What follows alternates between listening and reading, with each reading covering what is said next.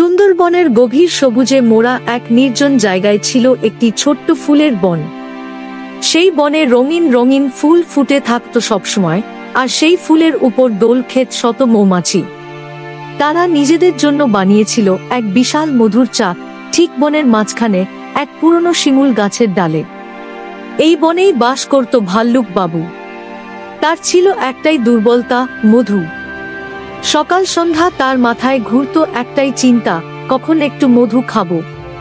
কিন্তু সমস্যা ছিল একটাই, মৌমাছির দল ছিল ভীষণ রাগী। কেউ তাদের মধু চুরি করতে এলেই তারা ঝাঁকে ঝাঁকে এসে তাকে তাড়িয়ে দিত। একদিন ভাল্লুক বাবু ঠিক করলো, এইবার আর চুপ করে থাকা যাবে না, একটু চালাকি করে মধু বের করতেই হবে। সে এক বিশাল বড় কলসি নিয়ে গেল। তারপর গাছে উঠে ধীরে ধীরে মধুর চাকের নিচে কলসি ধরে দিল। তারপর গাছের ডালে বাঁধা এক দড়ি টেনে দিল, যাতে চাক নড়ে। মৌমাছিরা ভেবে বসল বাতাসে চাক নড়ছে। তারা কিছুই টের পেল না। আর ভাল্লুক বাবু গাছের নিচে লুকিয়ে বসে এক এক করে মধু পড়া শুরু হলো কলসিতে। এই দেখে এক পাখি টিয়া ডেকে উঠল, ভাল্লুক বাবু, চালাকি তো কম নয়। ভাল্লুক হেসে বলল, বুদ্ধি থাকলে বলো কি না করা যায়।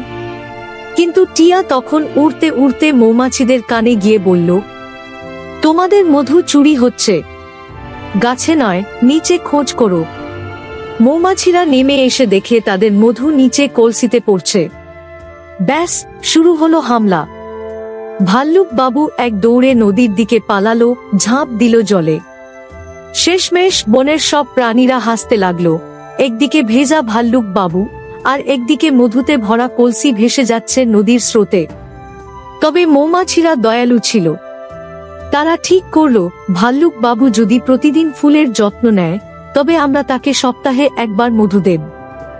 ভাল্লুক বাবুও রাজি হয়ে গেল। এখন সে প্রতিদিন ফুল গাছে পানি দেয়, পাতা পরিষ্কার করে, আর সপ্তাহে একদিন মধুর ভোজন করে।